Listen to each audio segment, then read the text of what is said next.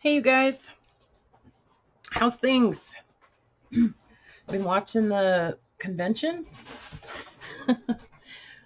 Oh boy. Boy, times they are changing, huh? Okay. So I said that I would show you guys what I do when I make these little stringed closures on stuff. And I already made the envelopes, obviously, well, altered the envelopes. Most of them are avocado dyed. And now that I've kind of fixed the kitchen, I might be able to do, maybe do my making of avocado dye and avocado dyeing stuff video. So maybe we'll see. I have to just figure out how to splice a couple videos together. I know I can do it in YouTube. It's just that I start doing it and I just get super frustrated. And anyway, maybe I can get Conrad to do it for me. Anyway, we'll see what happens. And I don't know if I told you guys this, but Bandit didn't die. Bandit moved, my other cat. He moved to Seattle with Sammy. So, but he's just fine.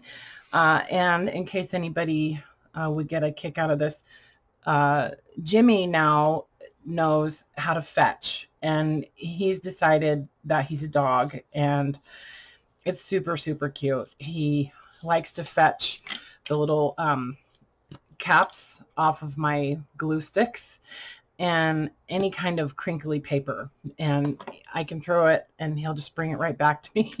It's really funny. And I was sitting at the table in the kitchen earlier. I was making cheesecakes, little miniature cheesecakes, and so he jumped up on one of the stools next to me and actually like tossed it at me, tossed the little piece of paper at me, and it landed in my lap and meowed at me. So I sat there playing fetch with him, and every time he brought it back, he would jump up on the stool and throw it back to me. It was the coolest, cutest thing I've ever seen in my life. I was trying to catch it on video, but of course every time I was filming him, he wouldn't do it, you know.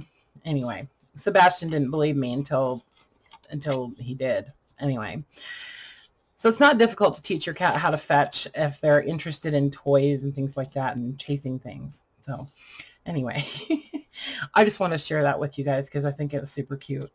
One thing about only having the one cat now is that he's a lot more into me. So, you know, that's kind of a toss-up if you've got a single cat and you think you want to get another cat because it'll make your cat happier.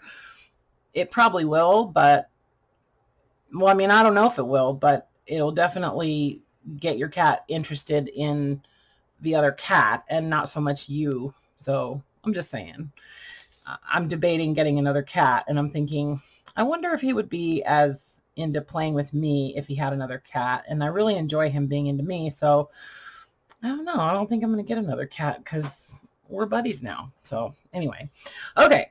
So yeah, I said I would do these, and that's what I'm going to do. Oh, and about the last video I put up, I got a lot of comments that there was just a ton of ads on that video. And I'm really sorry about that. I honestly don't have any idea what was going on. But until I figure it out, I am demonetizing this video. I demonetized that video, and I will continue to not monetize my videos moving forward until I figure out why all of a sudden there was a gazillion ads on my video. So I don't know if it's some grand experiment that YouTube has decided to conduct at my expense or what, but, you know, honestly, I don't get paid that much for, you know, having ads on my videos. I get paid for like a little tiny bit for people who do subscribe to YouTube Premium. I also get a little bit of their subscription premium.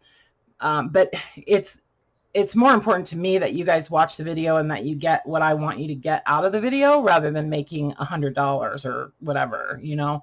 So just know that, you know, it's not that important to me that I make money from YouTube on videos. It's not like I get millions of views or something, you know, or like I'm some kind of gamer that, you know, has millions of subscribers where that is like a big part of my income. It's not at all. Matter of fact, I probably earn more just from you guys clicking my Amazon link and shopping on Amazon than I ever do on YouTube. So just saying. So yeah, if you want to shop on Amazon, you feel free to click on one of my links because then at least I get a gift card to Amazon. So something that I can, you know, really turn into something. Okay. So first thing I did, man, I'm just blabbering. Avocado dyed envelope, and I really only glued the envelope onto a piece of ledger paper. This is a French ledger that I bought from my good friend Louise. I can't remember what it was for, but I think it was some kind of, it's like, I don't remember, but it's just a bunch of names, and I don't know. I like it. It's really neat paper, and it's real thick. So, okay, so I want to put some of these in the ring-bound journals. I've got 8 of them here. There's 8 journals. So they're all, you know, the same styled envelope, and I've done the same thing on them. This one I did a zigzag stitch around it, and I've not glued them shut. So anyway, so basically 2 different ways that I like to do a stringed closure. One of them is where you've got an eyelet on both. Like, first thing you need to do is determine how you want it to open. Okay, so I want mine to have the holes here. I'm going to just punch holes right through the envelope. So I'm going to put my holes here. It's going to sit like this in the journal as opposed to this way in the journal, or this way in the journal. I want this part of the flat. Oh no, that's upside down. So how do I want this one? How do I want this one? Let's see. Because I don't like having writing upside down. So actually, I think I'm going to put this one in going this way. So that's okay. So it's going to, so the opening will be on the left-hand side. So then I still want it to open this way. Okay, so it doesn't really matter how I put this on. Anyway, so 2 ways you can do it. You can have the little circle, you know, because we're going to do little paper circles. You can have one here and one here. Or another way you can do it is you just put an eyelet with your string and then just put one circle over on this side. And sometimes I think that works better if you have like a narrow space that you're trying to work with. Like say this flap was only, you know, like half that width, you know, it wouldn't really work to put a circle here. I mean, you could, but I just think it looks better if you have a little bit more space on both sides, you know. Anyway, I'll show you both ways. I'll do one both ways, do one each way so you can see what I'm talking about. But or actually I'll do a different envelope the other way so you can see what I'm talking about. I'll do one of these envelopes the way that I just said, so you know what I mean. Anyway, so first thing is you really got to try to find the center of your envelope, which I normally just take a pencil and kind of eyeball the center. So center is right about there. And I can erase this. And then you have to decide what size circle you want to do. I like this size. It's a 3/4 inch circle. Sometimes I use a larger circle, like a 1 inch, if I'm doing a larger envelope or something. So I'm just going to punch a few of these out. It's best to use a relatively heavyweight cardstock. Or if you use a lightweight paper, glue a couple pages together and then cut out some circles. So I have some 3/4 inch circles, and then I like to use 2 circles when I do this, because it's a nice way for the string to kind of grab, and I'll show you what I mean. So I'm also going to punch some smaller circles that are going to go underneath the other ones. So these are, what size is this? 5/8 inch.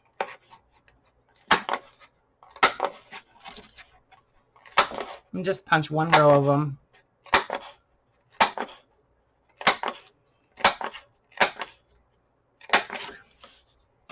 Obviously, you could use, you know, some kind of decorative paper or whatever, but I prefer just this. This is what I'm using. Depends what I'm doing, what I prefer. But anyway, so then I just take a whole stack of them. You know, it's maybe 6 or 7 of them. And then using my pencil, I'm just going to eyeball a circle or a dot in the center. And then I'll take my little stack and using the smaller hole on the crocodile, I'm going to punch out. I'm going to punch through all of these at once. It's better to, and it's off just a little bit, but it's okay. It's not a huge deal. If I put my glasses on, it would probably work better and make a darker dot so I could see it better. There. So stack those all together and then get the little chunks of paper out of there. There, now it lines up right in there, and punch through a whole bunch at one time. And I'll do the same with these smaller guys.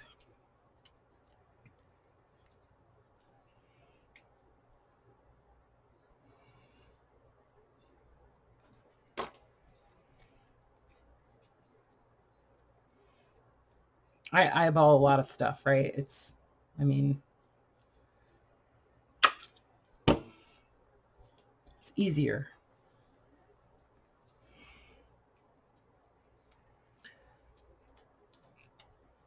Let me just do up the rest of these so then I don't have to do it again.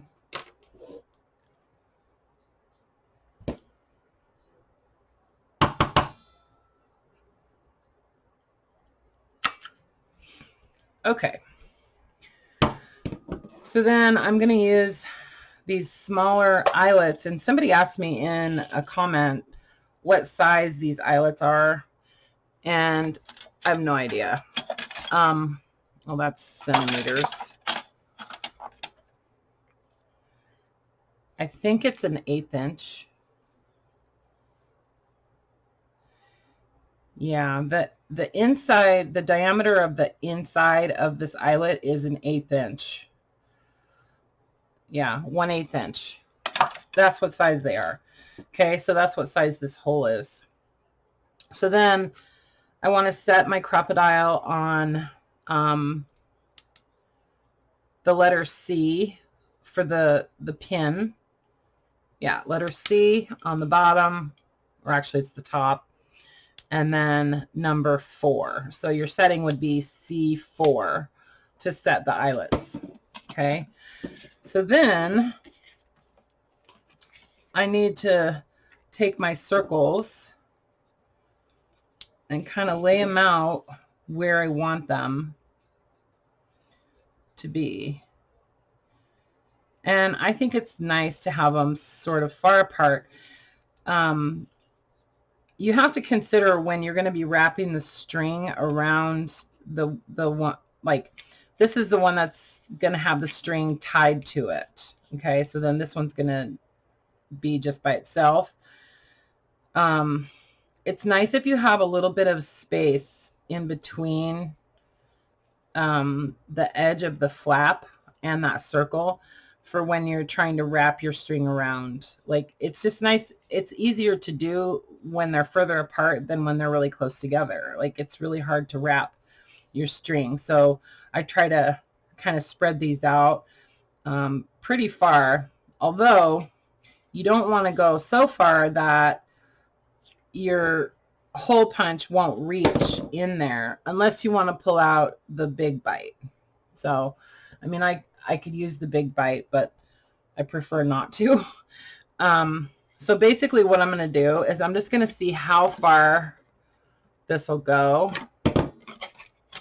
I really don't want it that close, so maybe I do have to use the big bite. I suppose I could get away with about right there. Let's see. I'm going to make a little dot right here to say that that's where I want. Again, I'm eyeballing this. Now I'm using my little marks that I did before to kind of mark where the center is. Like I said, it doesn't have to be absolutely perfect. So that's not going to go. That's not going to work. So I got to use the big bite. And this is only if you absolutely want to use eyelets when you're setting these. You can also use brads. And I know a lot of people use brads. Okay, so the 1/8 inch, this thing is so dusty. And I'm just going to punch my hole right where I put that little mark. Is that the smaller one?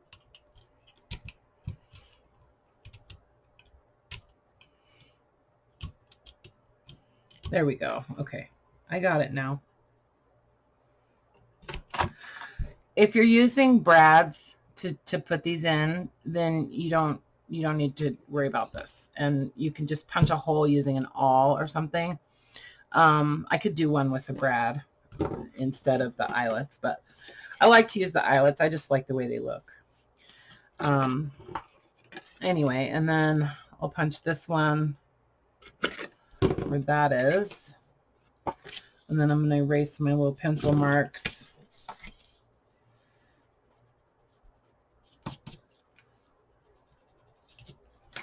Okay.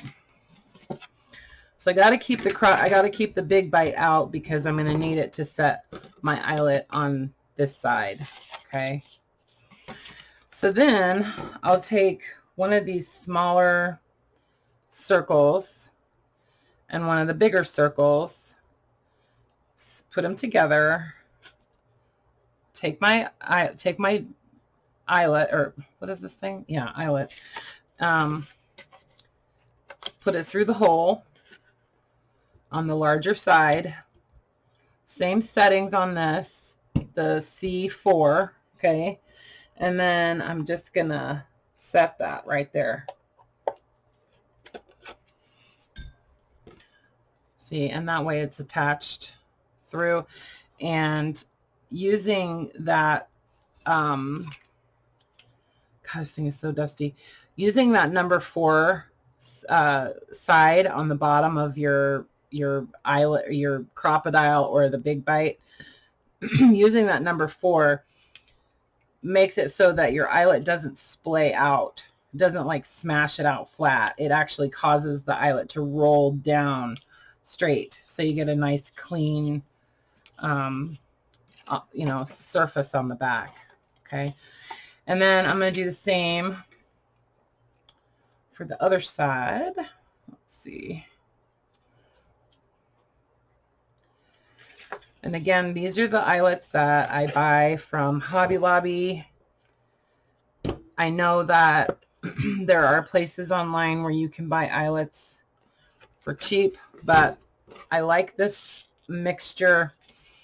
I'm not particular about the colors that I use, and this is actually the best deal. I've looked at some of the websites people have sent me, and these eyelets are $600 in a box, and I buy them when they're half price, so they're like $5, and that's a way better price than anything that anybody has referred me to. So anyway, excuse me. Okay, so that's how I set the eyelets. And then I thought on these, I'm just going to use a white cotton string. This is the that string that my friend Carla sent to me. I don't remember where she said oh, I think it was string that they used to tie bags together, like to stitch bags together. She has like this giant spool of it, and she's so sweet to send it to me now and then. Whenever I mention that I'm almost out of it, she sends me more. So thank you, Carla. So I cut my string pretty long because I just hate it when my string is too short. Anyway, so I want my string to be tied onto this side, and then it's going to loop around this side. So the reason that I do the 2 pieces of paper is because it causes a little bit of additional tension underneath this paper, underneath that top one. So what happens is that when you wrap your string, it actually slips in between those 2 pieces of paper, and it just grabs better. So you don't, I mean, you really don't even have to wrap it around twice. You could even just do it like one time like that. But that's why I do it, because it creates a little bit more tension for the string. So I'm going to tie this. I don't tie it super tight because I don't want it to start buckling that paper. I want that paper to still lay relatively flat. I mean, those circles. But I do just like a full, knot, whatever it's called. Okay. So like that. And then sometimes I'll take my awl and I'll just go around and kind of lift this just a little bit, just so that it kind of stays lifted up just a little bit. So see, it really grabs the string when you do that with the 2 circles. And then it also helps on this side where you've got the string tied in there, so that you still have more opportunity for your string to grab. And I really like to just have this loop around one time. And I like it to go like that and then back around. I don't really like the figure 8 thing, but anyway, so about like that. And then I want to put like a button or something on this string. I want to give it something like a little charm, or something for you to sort of grab onto when you're doing the closing of the envelope. So I just have a bunch of these little charmy type of things in here, little pieces, little labels and things like that. So I'm just going to tie this little guy on here at the length that I want it to hang. So I want it about right there. And I'm going to tie it around like this.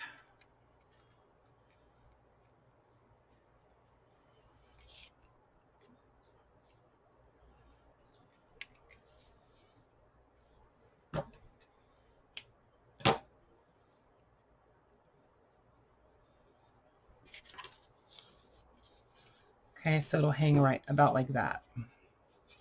And that just gives you something to grab.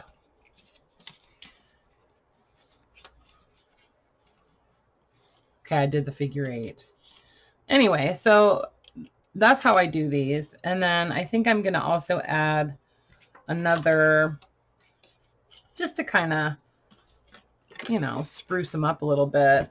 I'm going to add another eyelet right here on the corner of this envelope. I'm going to add a little charm on there. Just a little something, like a little tiny something, just to give it a little bit of character. Or, I could staple a little postage stamp on there or something. But I think I just want to add like a little bead, like one of these little green beads.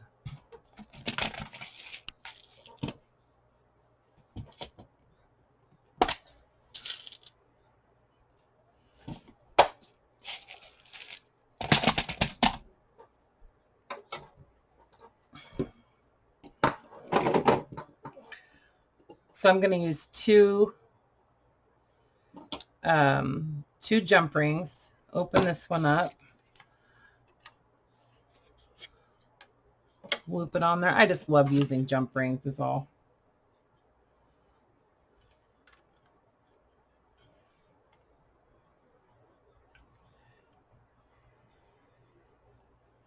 Whoops, sorry.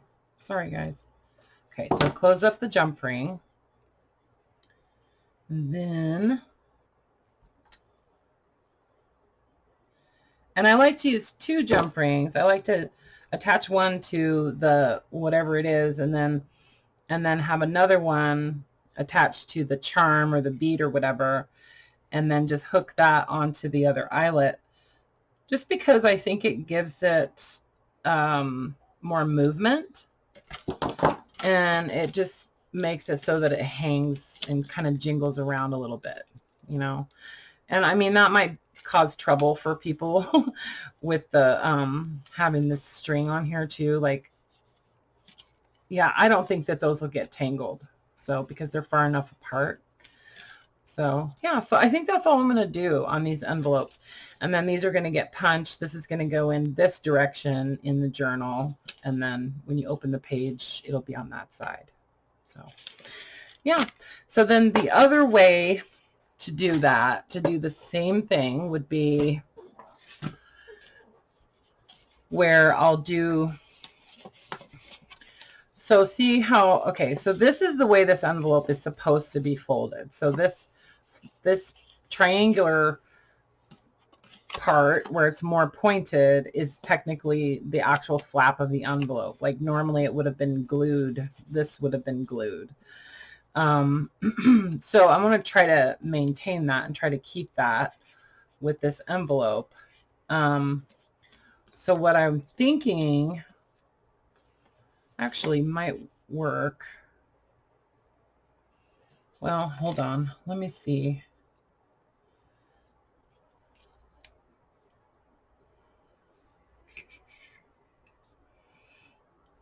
I think that might work. What I think would be kind of cool would be to put the closure on the back. And let's do it with a brad instead of an eyelet. Where's my brads? I never use brads anymore.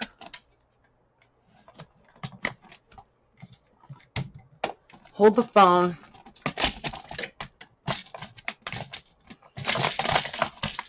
Okay, here we go. So what I'm going to do is just put an eyelet here on this flap, and then we're going to attach a string to it, and then it's going to wrap around the back and go around my little paper clasp on the back of the envelope, just because that's what I want to do, because there isn't that much space right here. I don't know. I think it'll be kind of awkward for people. So I want to put this eyelet relatively close to the edge there.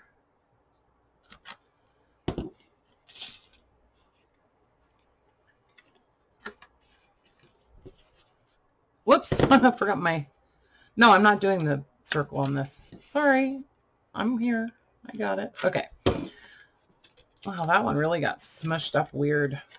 Okay, so I put my brad here, and then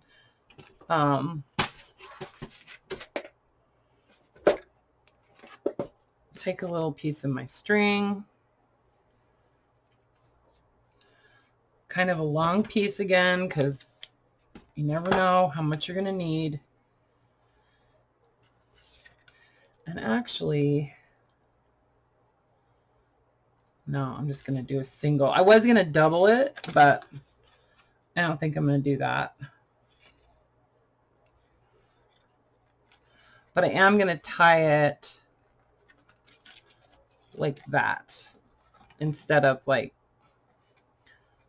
do you know what I'm saying? So that like both tails come through the knot at the same time. You know what I mean? And then I'm going to trim that off kind of close. Okay.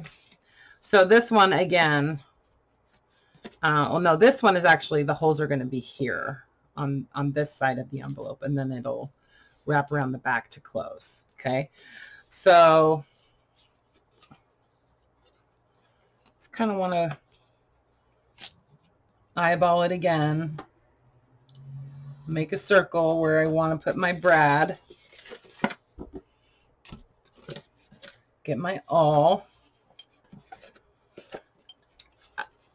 Carefully, without poking myself, I'm going to punch a hole in here, but I'm going to punch it kind of all the way down so it makes like a larger circle. Okay, and that makes, honestly, it makes about that size circle, about 1/8 of an inch. Okay, so then, so I've got my circle punch, or my hole punched there. These brads are basically the same deal as the eyelets from Hobby Lobby. I think you get, maybe you don't get 600, but you get quite a few for about the same price. Anyway, so I'm going to use the two little paper circles again. So I've got a large one and a small one. And then I'm going to put it through that hole. And flatten it down. I have that little brad flattener thing. This little guy. Did you guys know that's what this was? I had this for the longest time before I even realized that that's what it was. This little We Are Memory Keepers thing, and then that is for poking the holes for your brads. Or, yeah, for your brads. Anyway, so this is why I don't like doing it with brads, because then you have this to deal with. So that means, you know, you've got to cover it somehow, usually with a little piece of paper, so that that's not getting snagged on things and people don't have to worry about, you know, people don't have to worry about it. But that's okay. I mean, it doesn't take long to just glue a little piece of paper over that. This is a larger circle. It's a 1-inch circle. So I'm just going to glue that down.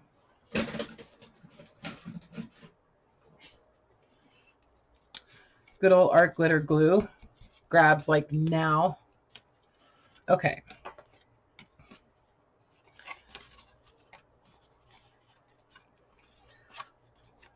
Just want to make sure there's no wet glue there. Okay. So then it's going to just close up like this.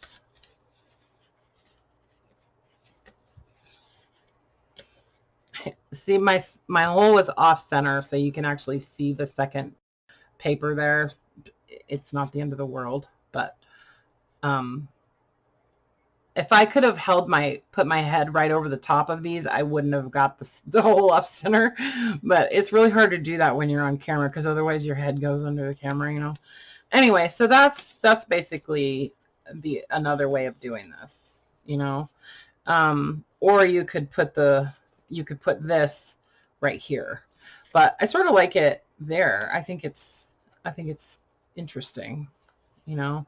And then it just wraps around that one a couple times, and again, you know, using those two circles of paper really helps this string to grab. You know, like you can feel there's a good amount of tension. Like it's really hard to pull that. So without undoing it. And so then I would put some kind of little, you know, some kind of little tag or something on the end of this too, like a button or, you know, some kind of little paper deal, you know. Anyway, so that's what I'm doing. And I think I'm just going to rock and roll for the rest of this weekend and try to get these ring-bound journals finished. I think I'm done cooking for a minute.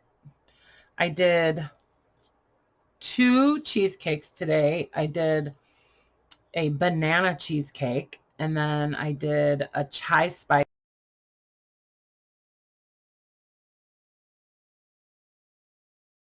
And then the banana one with some whipped cream and fresh bananas on top, or maybe fresh strawberries.